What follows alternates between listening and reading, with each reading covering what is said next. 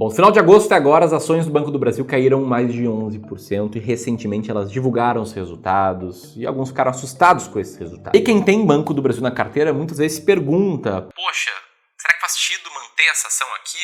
Ou será que é hora de vender? Enquanto outros que não têm se perguntam: beleza, será que agora não ficou barato para comprar? E nós aqui do Clube do Valor vamos te responder isso. Quando eu digo nós, eu me refiro tanto a mim quanto ao consultor aqui do clube, Vitor Bernardi, especialista em investimentos, que recebe essa dúvida dos seus clientes, que ele atende diretamente, com certa frequência, e pediu para gravar esse vídeo aqui. Vitor, bola contigo. E você que está assistindo, se tem ações do Banco do Brasil, comenta aqui e deixa o dedo no like.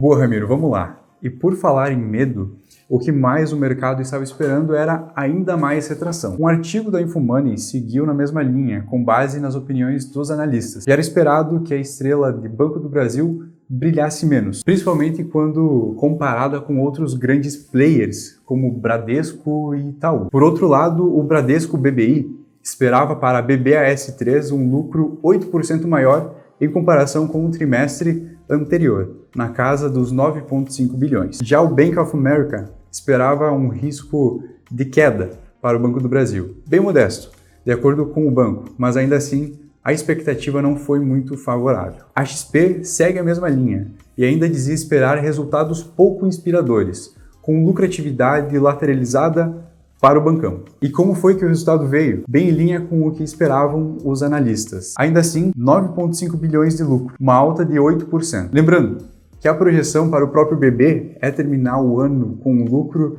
na casa dos 37 a 40 bilhões. Como já são 28 bilhões neste ano, fazendo mais um trimestre acima de 9, eles vão chegar lá. Já a margem financeira, que é muito próximo da receita bruta de um banco, teve um aumento um pouco maior, de 13%, no comparativo com os últimos 9 meses. Em compensação, o risco de crédito subiu muito, de 4 para 4,2%, o que aumentou bastante os custos totais do banco com crédito em quase 30% no comparativo anual. Será que nesse contexto de lucros e receitas ainda mais lentas e riscos maiores, vale a pena investir em Banco do Brasil? Para esse investidor aqui que colocou 55% da carteira dele de ações brasileiras em BBAS3, o sinal pode ser de alerta. Antes de passar por uma consultoria de investimentos gratuita, ele achava que o jeito de multiplicar o próprio patrimônio era concentrando dinheiro em grandes ações. Só que ele comprava tudo com base em manchetes como essas. E depois de uma hora com um profissional,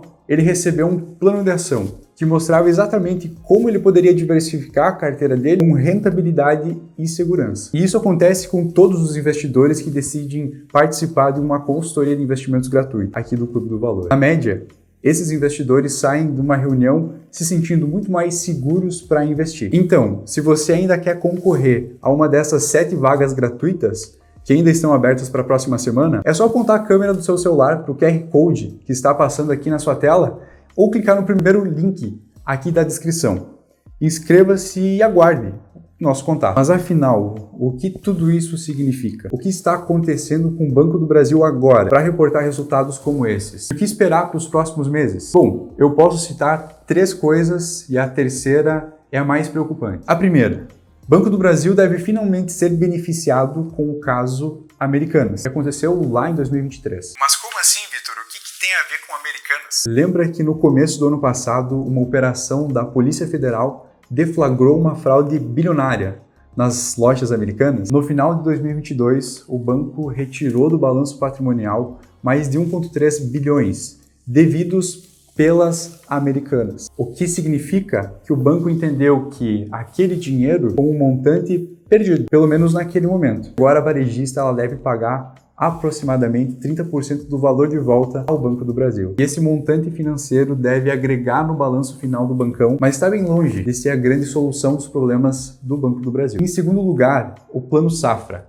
previsto para junho, que foi adiado. Apesar de termos visto ainda um aumento na carteira de crédito do agronegócio com 260 bilhões disponibilizados, no trimestre que vem a tendência é que o crescimento seja ainda maior, já que o Plano Safra só começou de fato em setembro. Pensa comigo, o terceiro trimestre compreende por julho, agosto, setembro. O bancão perdeu ou deixou de ganhar 2 meses de créditos bilionários. Só que ainda Dentro do agro, outro problema foi a incerteza sobre chuvas entre agosto e setembro, além dos preços mais fracos dos grãos. Esse cenário fez com que muitos agricultores optassem por estocar a produção na expectativa de uma melhora no preço, o que acabou também gerando um atraso no pagamento dos empréstimos da última safra. E é aqui que mora o detalhe, que é também o nosso terceiro ponto da atenção sobre o Banco do Brasil. O BB está começando a sofrer com a inadimplência dos seus clientes. Como assim? No segundo trimestre, o Banco do Brasil colou na média da inadimplência do mercado, superando a casa dos 3%, enquanto a média de mercado está em 3,2%, coisa que não acontecia desde setembro de 2020, momento em que essas duas linhas se encontraram. Só que o detalhe é que isso derruba aos poucos uma grande vantagem competitiva do Banco do Brasil, que era justamente a boa qualidade da carteira de crédito. Enquanto o Bradesco, por exemplo, luta contra os altos índices há pelo menos 3 anos, mas tem conseguido baixar o indicador desde o começo do ano. Outro detalhe do crescimento dos devedores é que isso demanda uma maior provisão de crédito, que é aquela quantia que o banco precisa ter no caixa para cobrir as dívidas de inadimplentes. O resultado do maior risco, qual foi? Aumento de 34% no valor destinado a provisões para devedores duvidosos, o PDD. E aí agora pensa comigo, o lucro foi de 9,5 bilhões, mas só para cobrir devedores, em especial o agro, o Banco do Brasil vai precisar provisionar pelo menos 4,2 bilhões. Quanto desse dinheiro poderia estar acrescido ao lucro se não fosse essa alta inadimplência? Entende o problema aqui? Mas e aí? Será que nesse contexto todo, o Banco do Brasil deixa de ser oportunidade para virar motivo de medo do investidor? Tá valendo a pena investir no Banco do Brasil? Antes de te responder isso, só um disclaimer. Nós só podemos bater o martelo quando uma ação, depois de todas as outras divulgarem os seus resultados, coisa que deve acontecer muito em breve. Portanto, o que eu vou dizer aqui é aquilo que se sabe até agora, beleza? Com base nos 6 filtros que nós levamos em consideração na hora de escolher as ações para a estratégia da máquina de dividendos, com um destaque especial para o quarto filtro, que ranqueia as ações com base na ação com maior dividend yield médio nos últimos 3 anos, o Banco do Brasil acumula uma média de 8% de dividend yield, o que faz com que essa ação, por hora, até que todas as outras empresas tenham divulgado seus resultados, fique na posição 13ª na máquina de dividendos, sendo que só entram na carteira as primeiras 10. Dessas 10, 7 nós podemos revelar de forma 100% gratuita em um e-book que te ensina a seguir o método da máquina de dividendos, e o link para download é o segundo aqui da descrição. Isso significa que Banco do Brasil ainda não é uma boa pagadora de dividendos. Só que de acordo com o Santander,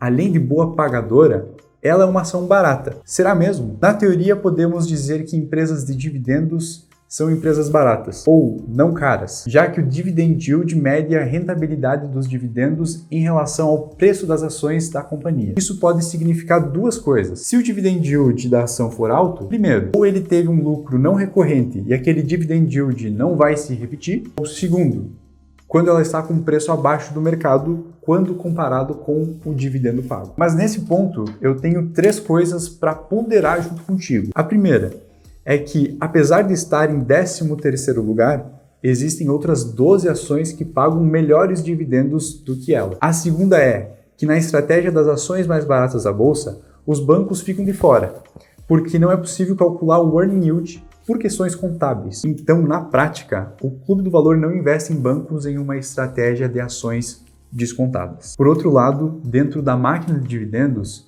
o Banco do Brasil sim é o banco melhor ranqueado, o que significa que todos os outros bancos estão abaixo dele. Em outras palavras, o Banco do Brasil não entra em nenhuma das 2 estratégias do Clube do Valor, pelo menos não até agora. Apesar disso, entre os bancos ele é o melhor colocado quando se fala em termos de dividendos. Mas agora, me responde aqui embaixo, Banco do Brasil entra na tua estratégia de investimentos? Se tu não sabe ou não tem 100% de clareza, eu sugiro que você clique aqui para poder agendar a tua consultoria de investimentos gratuita. Com certeza vai te trazer muito mais convicção na hora de investir. Para continuar aqui no YouTube com o Clube do Valor, eu vou deixar aqui do lado um vídeo em que a gente conta o que aconteceu no passado para a bolsa subir mais de 133%. E o que precisa acontecer agora para que ela volte a subir. E depois de dito tudo isso, eu vou ficando por aqui. Um grande abraço.